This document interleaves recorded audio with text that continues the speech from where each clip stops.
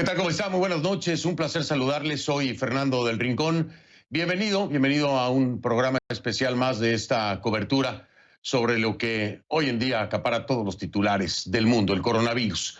El COVID-19 es otro obstáculo que enfrenta a la humanidad. Un obstáculo inimaginable, pero es nuestra realidad. Otra oportunidad también, sí, para mostrar nuestra fuerza si trabajamos juntos. Ese es el llamado internacional. Piensen no solo en ustedes mismos, sino también en los que están a sus alrededores. A nivel mundial se han establecido parámetros de distanciamiento, cuarentenas, cierres de negocios, trenes frenados, aviones sin despegar. El virus intenta paralizarnos y en parte lo ha logrado. Pero en su totalidad nunca lo logrará. Como le digo, esto es un tema global. Por esa razón le pido que a partir de este momento me acompañe con las etiquetas COVID-19, con la etiqueta, perdón, COVID-19 Global 3, numeral COVID-19 Global 3. Esa es la etiqueta que vamos a estar utilizando a lo largo del programa, numeral COVID-19 Global 3. Con esa etiqueta, es muy importante que le incluyan sus comentarios. Vamos a estar tomando sus dudas para planteárselas a nuestros invitados esta noche. Estoy hablando del doctor Elmer Huerta, que siempre está con nosotros para que nos ofrezca su conocimiento, su experiencia en este momento de necesidad, por supuesto en el ámbito médico. También en el ámbito económico, otra de las grandes preocupaciones, los altos índices de desempleo que hay en este momento, está ocurriendo en todo el mundo, y los apoyos o no que puedan dar los gobiernos a las personas en particular. Ya ni siquiera le hablo de los negocios o las industrias. Para eso estaremos hablando con Gabriela Frías, nuestra Gabriela Frías de Portafolio Global, en la otra cara de la moneda, el impacto socioeconómico, ¿no?, de la pandemia. Y por supuesto, el aspecto emocional y psicológico sumamente importante. Esto lo hablaremos con la doctora Marisa Zaret sobre el miedo a lo que, no sé si llamar la nueva normalidad. Yo le diría la nueva realidad, ¿no?, en los tiempos del coronavirus y el post-coronavirus, porque nuestra vida ha cambiado. Definitivamente. Y como siempre, bueno, le presento a usted los hechos, le presento las cifras, le presento todo esto que nos da señales o indicaciones de si estamos mejorando o estamos empeorando, si lo estamos frenando o no lo estamos frenando. Y la cifra es escalofriante. Son más de 2.153.000 personas contagiadas. 2.153.000 personas contagiadas. Al menos 143.800 muertos. Esas son las cifras, las crudas cifras de la pandemia de coronavirus a esta hora. En una conferencia virtual de los 7 países más ricos e industrializados del mundo, del G7, se pidió cooperación para superar la crisis. Presionando fuera y también dentro de casa, el presidente Donald Trump cedió al menos en un aspecto. Serán los gobernadores estatales los que decidan cómo y cuándo reactivar la economía, que además así era un tema también constitucional, ¿no? También ellos ordenarán si se eliminan o se prolongan las medidas de aislamiento social según estimen conveniente. En un tono más conciliador que de costumbre, Trump admitió hoy que en una pandemia no hay partidos políticos. Lo admitió ya. Por eso las directrices o pautas anunciadas esta noche por la Casa Blanca para la reapertura de la economía no son obligatorias. El plan contempla un regreso a la rutina en 3 fases, dependiendo, por supuesto, del número de casos y la capacidad hospitalaria de los estados. Son realidades diferentes. Y marca el 1 de mayo como posible fecha para iniciar el proceso. El 1 de mayo, posible fecha para iniciar el proceso. Aunque Trump dice que hay estados que podrían reabrir este mismo viernes. En fin, estos son los números fríos y vamos con más. El regreso a la normalidad no parece tan fácil. A esta hora en Estados Unidos hay más de 667.800 casos y más de 32.900 muertos por coronavirus, según datos recabados por la Universidad Johns Hopkins. Una de las preocupaciones ante la pandemia en este país es la situación de los inmigrantes indocumentados en los centros de detención. Lo hemos estado tratando esta semana precisamente en conclusiones. El Servicio de Control de Inmigración y Aduanas, ICE, por sus siglas en inglés, informa que hay 100 inmigrantes contagiados en sus instalaciones. 100 inmigrantes contagiados de coronavirus en las instalaciones. Esto lo confirma ICE. Aunque la agencia señala que están aislados y recibiendo cuidados. Actualmente ICE tiene detenidas, para que tenga idea, a casi 34,000 personas. Y esta semana comunicó la liberación controlada de casi 700 inmigrantes, citando precisamente preocupaciones por el coronavirus. Y por cierto, en medio de esta crisis por la pandemia, Estados Unidos no ha parado de deportar inmigrantes. Precisamente desde Estados Unidos llegaron este martes a Guatemala 182 migrantes deportados. Entre ellos varios menores de edad, de acuerdo con la Procuraduría de Derechos Humanos de ese país. El mismo organismo que denunció que no fueron recibidos en condiciones adecuadas. Los migrantes tuvieron que dormir en el aeropuerto porque a la hora en la que llegaron, según defendió el presidente Alejandro Yamatei, era complicado hacerle las pruebas de coronavirus. Dos fuentes confirmaron este jueves a CNN que al menos 44 migrantes llegados desde Estados Unidos dieron positivo en la prueba de coronavirus. Hasta ahora se desconoce si el gobierno de Guatemala, el gobierno de Yamatei, pedirá que se revisen los protocolos sanitarios de las autoridades inmigratorias de Estados Unidos, antes, por supuesto, de expulsar a los extranjeros indocumentados. Porque imagínese usted el problema que puede causarle a Guatemala y al gobierno de Yamatei, por supuesto, están en todo su derecho de exigir esto.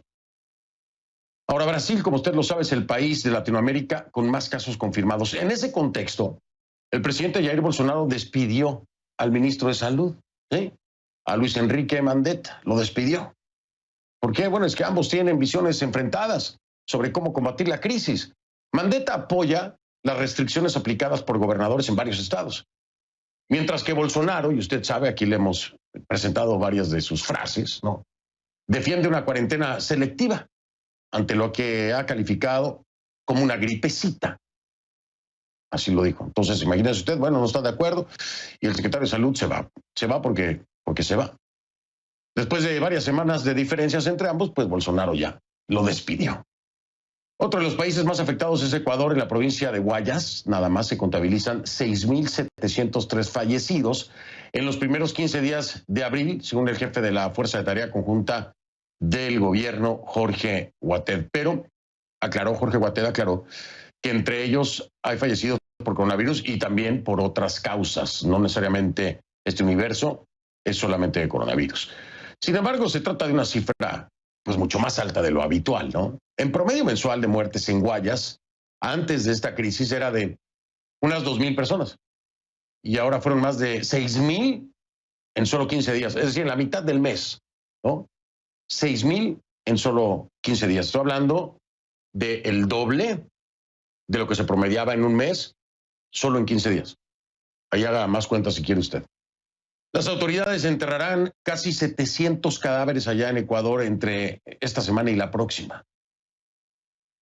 Si le parece, vamos a repasar, como siempre, las cifras de la pandemia en América Latina y el Caribe.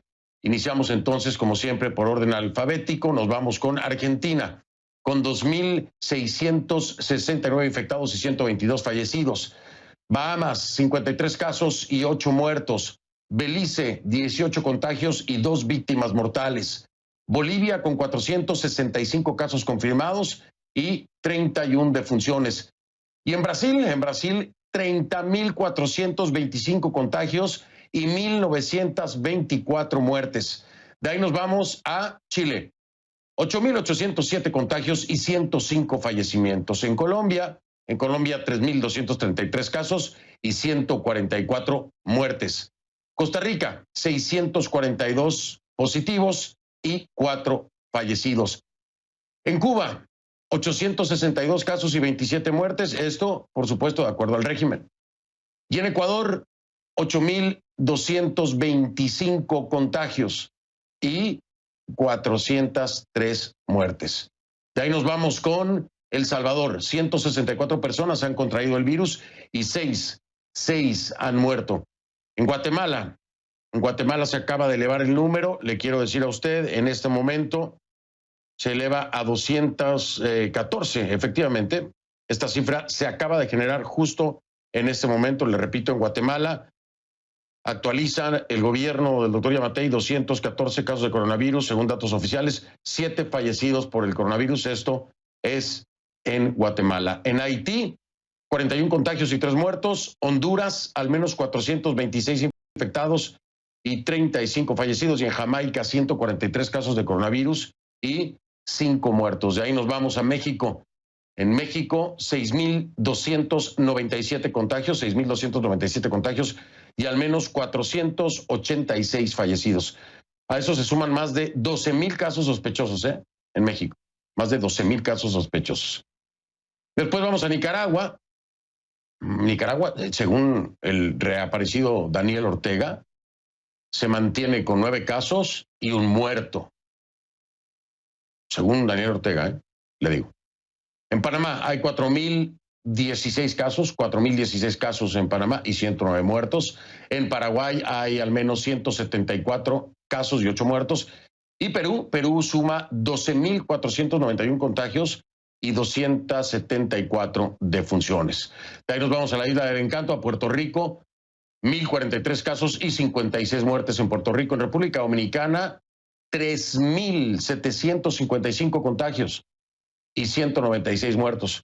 En Uruguay, 502 casos y 9 muertos. Y en Venezuela, según el régimen de Maduro, 204 casos y 9 muertos. Estas son las cifras y se van actualizando. Le daré la información como lo hice ahora con Guatemala precisamente. Le recuerdo la etiqueta que estamos utilizando en este programa. Por favor, envíe sus comentarios, preguntas, dudas con esta etiqueta. Es el numeral COVID-19 Global 3. COVID-19 Global 3 es el hashtag. Así que, pues envía sus preguntas porque ya viene el doctor Huerta, por supuesto, en este programa especial de CNN en español, en cobertura por la pandemia del COVID-19. Ya venimos. Estamos de vuelta en este programa especial de CNN en español en cobertura sobre el COVID-19 y se suma, por supuesto, mi estimado Camilo Egaña, que ya está listo y más que listo para empezar con todas estas dudas, Camilo, que aún muchas personas o no tienen claro o desgraciadamente el volumen de desinformación confunde y tenemos que acudir a las fuentes confiables, ¿no, Camilo? Buenas noches, bienvenido. Buenas noches, muchas gracias. Buenas noches, Fernando. Buenas noches a todos ustedes. Perdón que no les di la bienvenida junto con Fernando, había un problema técnico. Las fuentes confiables se llaman Marisa Saré, la doctora Marisa Saré y el doctor Elmer Huerta. Doctor Huerta, profesor de la Escuela de Medicina de la Universidad George Washington, bienvenido a esta cobertura especial. Muy buenas noches. Buenas noches, Camilo. Encantado de saludarte. Buenas noches a todos. Uno de los grandes titulares de la jornada podría ser este. Estados Unidos está explorando la posibilidad de que el COVID-19 hubiese sido originado en un laboratorio chino y no en un mercado de productos húmedos o de animales vivos. China lo niega, lo está negando en estos momentos de manera muy enfática. Y la pregunta es, ¿cree usted que alguna vez sepamos con certeza dónde y cómo se originó el COVID-19? Más allá de las diferencias políticas, de lo que dicen los políticos de acá, lo que dicen los políticos de allá. ¿Algún día lo vamos a saber? Pues Camilo, no creo que eso se vaya a saber a ciencia cierta, pero como yo, digamos, soy científico y trato de ir hacia lo que es la evidencia, no la elucubración, cuando se conoció del primer virus, del SARS, se vio que saltó del murciélago a la civeta, que es una especie de gato, porque los genomas eran muy parecidos entre el virus SARS y el de la civeta, y se aceptó eso. Cuando ocurrió lo del MERS, igual, el virus saltó del murciélago al camello y luego hubo mucha similitud entre el MERS y el camello. En esta oportunidad es igual. Hay mucha similitud entre el virus, el que conocemos, el que está causando la pandemia, Camilo, y el genoma del pangolín. Entonces, son tres ya que han surgido de la misma manera. Yo me guío más por eso que por alguna elucubración, pero está pues en el tapete y lo van a explorar. De hecho, hay que decir que desde que estalló la pandemia, la comunidad científica ha mantenido como lo más parecido a una opinión de consenso esa, justamente, que no hay una sola evidencia de que el virus haya salido de un laboratorio o que se haya escapado de un laboratorio, como algunos están asegurando ahora. Pero ojo, lo pregunto porque hay informes de inteligencia que también estarían sopesando esa posibilidad y you never know, uno nunca sabe. Doctor Huerta, un tema de bioética que me interesa muchísimo y que apenas se está tratando. ¿A qué paciente se le debe dar prioridad ante la escasez de recursos tremendo que tienen nuestros hospitales o los hospitales de todo el mundo? ¿O es que una vida vale más que la otra? Voy a preguntar frontalmente. ¿Se debe priorizar la vida de la gente joven en detrimento de la gente mayor, de los más viejitos? ¿Qué usted opina al respecto? Bueno, como médico te digo que no, eso no debería ocurrir jamás, Camilo, porque se supone que ambas vidas, todas las vidas son iguales, todas las vidas son preciosas. Eso como un hecho de facto. Pero obviamente cuando tú tienes pacientes, y eso se ve en todos los días en las salas de hospitalizaciones, tú tienes pacientes que están yendo un poco mejor, y tú como médico tienes un pronóstico, tú siempre te inclinas a favorecer al paciente que se va a recuperar más pronto. Eso es algo también natural porque tú te das cuenta que la vida, si no haces algo, se puede ir en uno de los dos pacientes, independientemente de la edad. Puede ser un joven que esté yendo mal y un mayor que esté yendo mejor, te vas con el mayor apoyándolo. Pero, digamos, es imposible de que algún médico te pueda decir que va a preferir una vida sobre la otra, a pesar, como te digo, que todos los días tomamos este tipo de decisiones instantáneas a la cama del paciente. Doctor Huerta, ¿hasta qué punto es cierto de que han aparecido síntomas nuevos del COVID-19, además de los que ya conocíamos? ¿Hasta qué punto esto es cierto o es falso? Camilo, es cierto, estamos aprendiendo mucho. Mira, hoy día es el día 108. 108 días que conocemos a este virus. Parece una eternidad, Camilo, pero no, Camilo, son solo 108, poco más de 3 meses. En estos 3 meses estamos aprendiendo cada día muchas características de este virus en el embarazo, en las personas jóvenes, en las mayores, todo estamos aprendiendo. Es cierto, se ha documentado de que este virus puede atacar los ojos directamente, puede atacar el cerebro directamente, puede atacar el corazón directamente provocando miocarditis, el hígado directamente, los riñones directamente y los pulmones. Se trata de explicar esto porque el virus entra a las células usando un marcador, Camilo, que se llama el ACE2 y ese está, digamos, regado en esos tejidos que te he descrito. Y es más, están apareciendo dos teorías diferentes de que la enfermedad no sería enteramente pulmonar, sino sería una consecuencia de problemas en los glóbulos rojos y la otra que postula que sería un problema de coagulación intravascular diseminada producida por un fenómeno inflamatorio. Mira, Camilo, es increíble, pero hoy día, 16 de abril, en el día 108, la ciencia como que se está replanteando lo que sabe acerca de esto y estoy seguro que en las próximas semanas vamos a escuchar mucho más de esto. No marca así suceda. Doctor Huerta, si yo me recupero del virus, esa inmunidad que yo he adquirido, ¿me va a servir a largo plazo o no necesariamente? Excelente pregunta, tampoco hay respuesta. Y vamos al punto. Hoy día es el día 108. ¿Qué significa esto, Camilo? Que los sobrevivientes más largos de esta pandemia tienen 108 días de haberse recuperado. Entonces, en 3 meses no podemos responder a la pregunta de si es que en 9 meses o en 12 o en 15 van a tener inmunidad. Es imposible. Si es que este virus se comporta, Camilo, como otros virus de la gripe, etcétera, puede haber inmunidad duradera. Lamentablemente, los otros, ¿te acuerdas que hemos dicho que este es el 7º miembro de la familia Corona? Pues los 4 primeros, Camilo, lo que causan es resfríos.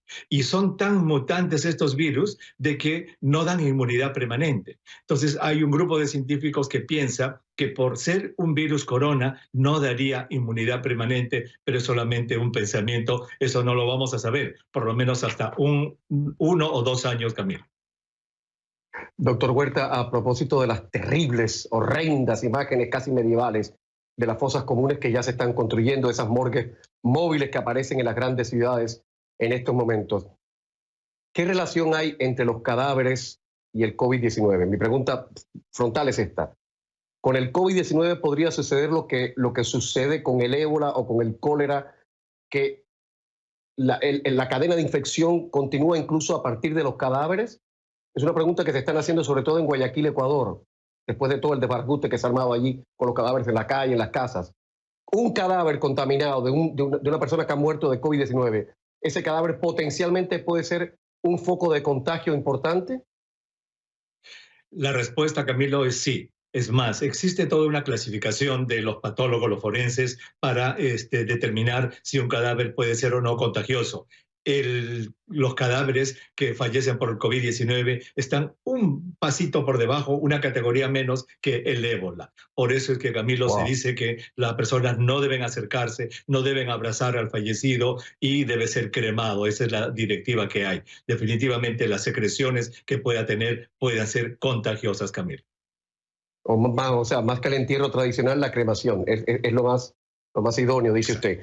Hay una pregunta que se hacen en redes sociales a partir de algo que han dicho los investigadores en Asia, algunos investigadores asiáticos que dicen que probablemente los perros callejeros que habrían comido carne de murciélago también podrían estar operando como factores, como vectores de contagio. Es difícil. Todo es posible en ciencia, si es que alguien tiene esto que se llama una hipótesis. Y los científicos trabajan de la siguiente manera. Cuando son científicos, no cuando solamente escriben en el WhatsApp teorías que se les sale de la cabeza. Dicen, yo postulo que esto es así por...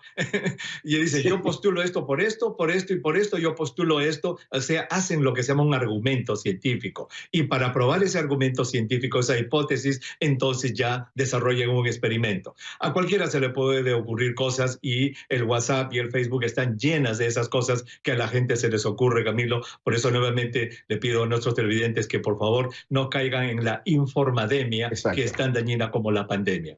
Exacto. Lo que hemos aprendido, doctor, es que los perros de por sí contienen coronavirus, pero que no nos los pasan a nosotros.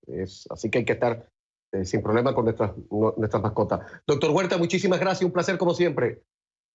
Buenas noches, Camilo, como siempre. Gracias, muchas gracias. Buenas noches a todos. Chao. Fernando, adelante.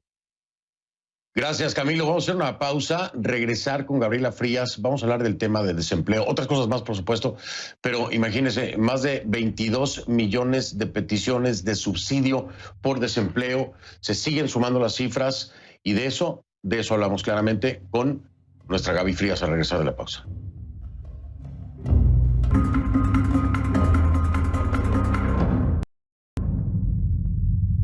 Mi casa es su casa. Le doy la bienvenida entonces a nuestra Gabriela Frías desde su casa, allá en Atlanta, Georgia. ¿Cómo estás, Gaby? Buenas noches.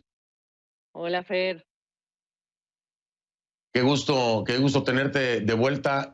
Bueno, todos los días te veo, pero en este especial, cómo no tenerte, sobre todo si pensamos en estos más de 22 millones de pedidos iniciales de subsidio por desempleo, pero hay muchas otras cosas pasando. Yo sé que nos vas a hablar de eso, pero tú traes otros titulares también, ¿no? Sí, déjame, te los doy nada más para que sepas que, bueno, obviamente ya es de día en China y ya sabemos que la economía se contrajo casi 7% en el primer trimestre.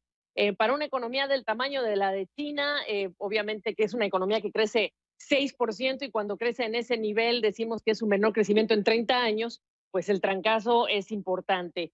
Otro titular, Fer, que la Comisión de Relaciones Exteriores de la Cámara de Representantes está diciendo que se vaya el director de la OMS y con eso mejoramos la confianza. Esa es una nota que va a crecer en las próximas horas. Y lo bonito de la economía y la salud y las vacunas. Gilead Sciences, la acción de esta compañía que es estadounidense, biotecnológica, está avanzando en operaciones fuera del mercado, antes de que abra el mercado, porque están haciendo unas pruebas clínicas con, bueno, pues un tratamiento contra el COVID-19 y hasta ahora los resultados preliminares están indicando, bueno, pues cosas que son de esperanza. Así que no se olviden ustedes de Gilead Sciences, ha sido protagonista y cuando yo pueda en este espacio, pues vendré a platicarte de esta y otras compañías que con esto también hablamos de negocios, de economía y de la promesa de los hombres y las mujeres de ciencia en este contexto, Fer. Por supuesto, también es muy importante. Gaby, veía imágenes, tú las veías también, las platicábamos más temprano, preocupantes en Carolina del Norte, gente desesperada que quiere que se reabra ya el país, que se reactive la economía. Y estamos viendo las cifras, son más de 22 millones de solicitudes para recibir este beneficio de desempleo. ¿Cómo están las cosas en Estados Unidos con esto?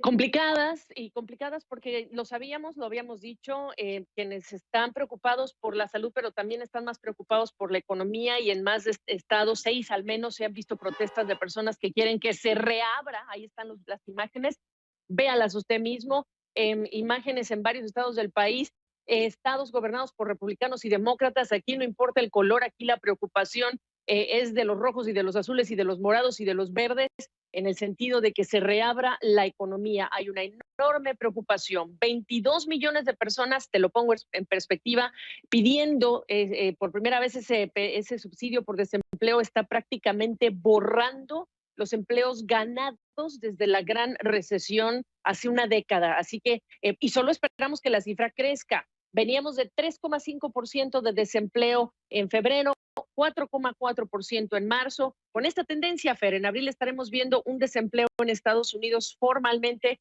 de 2 dígitos. Los estados se están quedando sin dinero para pagar estos subsidios, faltan los cheques y también se están quedando sin dinero pues la Oficina de Pequeños Negocios de Estados Unidos, porque hay hasta 1 millón de empresas que todavía no han recibido este apoyo y ya están tocando otra vez la puerta del Congreso. Así están las cosas acá. Fondo Monetario Internacional, tú, Gabriela, que siempre estás al pendiente de estas conferencias con respecto a Latinoamérica. El día de hoy se tocó este punto y, bueno, hay algo importante sobre México, ¿no?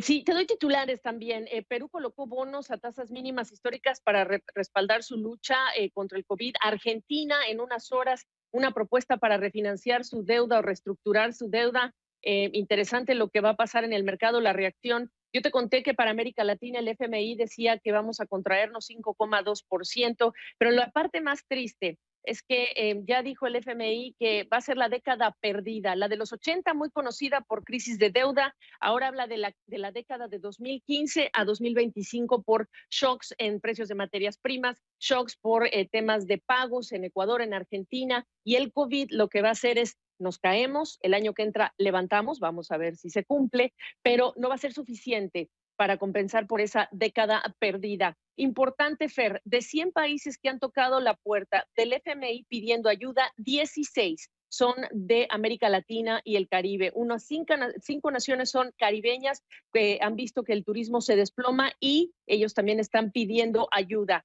Han pedido también Honduras y Barbados.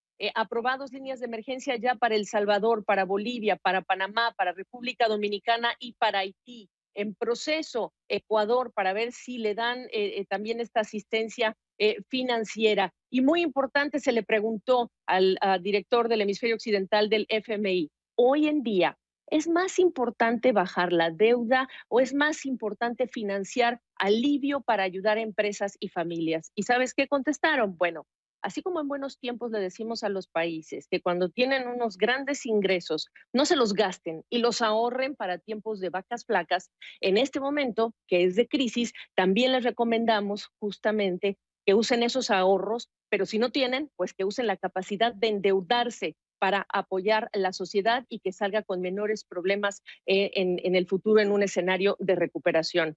Esa pregunta venía específicamente para describir el caso de México. Gaby, pero pensar en endeudarse, te voy a poner un ejemplo, países como el Ecuador, que acababa de adquirir una deuda con el Fondo Monetario Internacional, la economía ecuatoriana está por el piso, ya tiene una deuda importante, endeudarse más.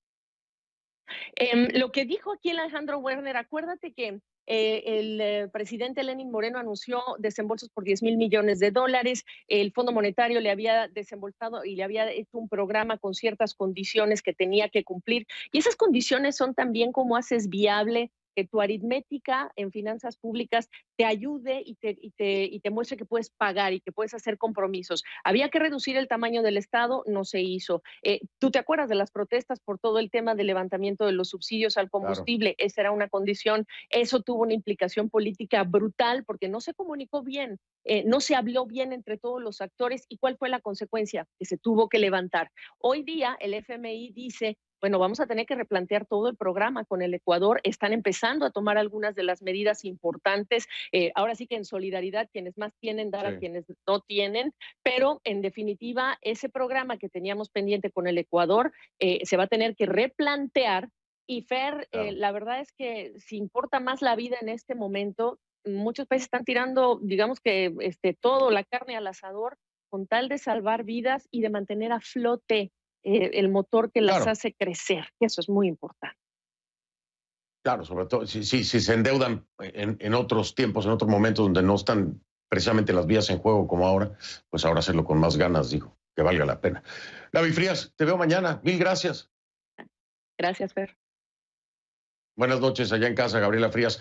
Camilo, hay otro tema muy importante, temor a lo que algunos ya llaman la nueva normalidad, pero yo lo dudo, todavía estamos por descubrir esta nueva realidad, ¿no? ¿Qué hacer? ¿Cómo empezar a entender esto? Y cómo no desesperarse. Así es, cómo no desesperarse. En las últimas horas en el condado de Highland, en Florida, arrestaban a un tipo que dijo, voy a abrir fuego contra la gente en un supermercado porque no llevan las máscaras, todos no llevan los tapabocas. La policía dijo, aunque tengas un día malo, eso es un delito. Bueno, la libertad tiene un precio y existe el miedo a la libertad. La doctora Marisa Saré con ese tema, luego de la pausa.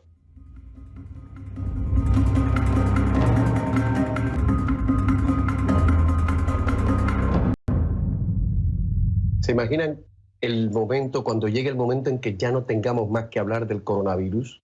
¿Se imaginan eso? Seguimos curándonos en salud ahora de la mano de la doctora Marisa Saré, la presentadora del programa Vive la Salud, que transmite esta cadena. Doctora Saré, buenas noches. Bienvenida. Buenas noches, Camilo. Óigame, todo parece indicar que los países han decidido ya, los gobiernos, las autoridades sanitarias, más con más recelo que con el entusiasmo que ponen los políticos, ir reabriendo, como se dice popularmente, la sociedad o ir regresando a la normalidad, pero en realidad es a la nueva normalidad. Yo me pregunto, ¿cómo vamos a regresar sin trauma, sin recelo, sin miedo a que alguien se me acerque? La Universidad de Harvard ha dicho en las últimas horas que lo ideal es seguir el distanciamiento social hasta el 2021. ¿Eso es factible? ¿Cómo vamos a hacer sin enloquecer? Y muchas personas, otros científicos están diciendo que quizás es hasta 2022. Así que, Camilo, yo tuve la experiencia esta semana de conversar con varias familias españolas que precisamente tú sabes que están pasando por ese proceso en este momento. Y esa fue la pregunta que yo les hice. ¿Cómo se sienten ustedes mirando un mañana si han pasado tanto tiempo encerrados? Y todos me dijeron con miedo, con terror. E indudablemente, Camilo, esto ha sido un reto para todas las sociedades a nivel mundial. Igual que el doctor Huerta anteriormente te decía que estamos aprendiendo sobre este proceso, sobre este virus, desde el punto de vista científico, desde el punto de vista médico, desde el punto de vista emocional, también estamos aprendiendo mucho. Y te voy a decir por qué. Sí, sabemos que hay reacciones que la vemos en desastres naturales, por ejemplo, después de un terremoto, el terremoto de Haití, que nosotros, el hospital donde yo trabajo, participamos en ese proceso, en los huracanes que vivimos aquí, sabemos que hay ciertas reacciones que el ser humano tiene y que se manifiestan durante esos periodos de estrés, pero esto es diferente. Y para nosotros, los psicólogos en este caso, es algo que también estamos afrontando y a veces nos miramos y nos hablamos los unos a los otros y decimos, ¿qué está pasando y cómo vamos a afrontar esto? Porque estamos hablando de varias pandemias, Camilo. Estamos hablando de la pandemia médica del virus, estamos hablando de la pandemia económica, estamos hablando de una pandemia social, estamos hablando de una pandemia emocional. O sea que hay tantos procesos envueltos en este paso que vamos a dar que es complicado. Pero en respuesta a la pregunta que tú me has hecho, no va a ser, va a ser un nuevo normal, una nueva vida que tenemos. Pero recuerda que hace 4 semanas, por ejemplo, 5 semanas, nos volcó la vida al revés y aprendimos. Pasamos por el proceso del shock, de la ira, de la negación, de negociar, bueno, si me quedo 2 semanas, esto va a pasar, hasta llegar al momento de decir, esta es mi realidad, esto es con lo que tengo que vivir. y nos adaptamos. Y aprendimos mucho, Camilo. Aprendimos a querernos a distancia. Aprendimos quizás a escucharnos mejor. Aprendimos a valorar esas pequeñas cosas que antes no valorábamos. Hemos aprendido tanto que yo tengo fe en que este paso, este nuevo paso, sí, vamos a tener miedo. Y la invitación es, vamos con el miedo, vamos a sentarnos un ratito con ese miedo, a explorarlo un poco, a conversarlo un poco, pero vamos a ir caminando hacia el futuro, Camilo.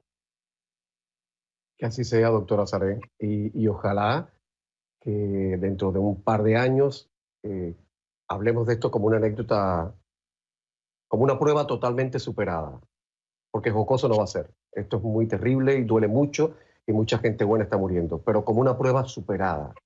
Doctora Saré, como siempre un placer, muchas gracias, buenas noches y cuídese mucho, ¿eh? Igualmente, Camilo. Ánimo. Fernando del Rincón, buscamos el final, si te parece bien. Casi que estamos ya abordando el final. Sí, ya estamos en eso, pero todavía tienes por ahí algo que darnos en el corte comercial de Londres, así que vámonos al corte, ¿no? Vale, ok, dale. Historias de dolor, historias de alegría. En Londres, una enfermera embarazada de 28 años murió por coronavirus, pero antes de fallecer, los médicos lograron salvar al bebé. Por medio de una cesárea mantuvieron al neonato con vida y según informaron las autoridades de salud este jueves, se encuentra muy bien. Mary Adgewag Japón trabajó durante 5 años en el sistema hospitalario. Ingresó con los síntomas del COVID-19 el 7 de abril y mire usted, murió 5 días después.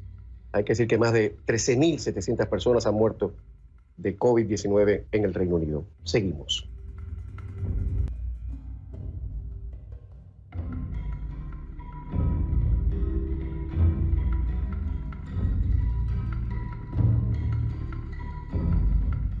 Camilo, estamos de vuelta ya para el cierre y quiero preguntarte desde aquí, porque a la gente se le olvida que nosotros padecemos también el encierro. ¿Cómo la vas llevando? Hay días buenos, hay días mejores, hay días que no son tan buenos. Estoy cocinando, no paro de cocinar, no paro de leer y supongo que de engordar. ¿Cómo lo llevas tú? Oye, oye, creo que ese es el mal de todos, que todos vamos a subir de peso. Yo también estoy subiendo de peso, seguro que sí. ¿Sabes qué me pasa a mí? Oye, a mí me da insomnio en las noches. Yo estoy durmiendo a las 3 o 4 de la mañana, no puedo dormirme antes. Es difícil, la verdad que es difícil. Y uno tiene que sacar fuerzas de donde no hay. Y a mí lo que me funciona es que yo me acojo a las pequeñitas cosas. O sea, la doctora Saré un día me enseñó en una circunstancia muy terrible de mi vida que cuando las cosas van muy mal, cuando uno va a dormir, lo mejor es decir, bueno, ¿qué 3 cosas buenas han pasado hoy? ¿Sabes qué? Uno encuentra hasta 5 y 6 cosas buenas que han pasado. Y con ese babiné, me doy ese babiné y así logro remontar el día a día. Y agradeciendo de que uno está sano y que tiene trabajo. Ya 22 millones de personas han perdido el trabajo en los Estados Unidos. No quiero pensar al sur del continente lo que está pasando. Y así vamos, no hay de otra. Es que no hay de otra. Extraño mucho mis caminatas por la mañana, mi kayak. Me gustaba mucho ir de kayak en la Bahía de Biscayne. Ya no puedo hacerlo. Tú no puedes jugar tenis, es así. Sí, toca, hay sacrificios, pero es cierto, sabes que a mí lo que me trae mucha paz es eso, que estamos saludables y que tenemos trabajo. Sí, señor. Sí, señor. Pero sí me atormenta igual que a ti lo que está pasando en el continente. Oye, hagamos algo. La gente ¿Qué?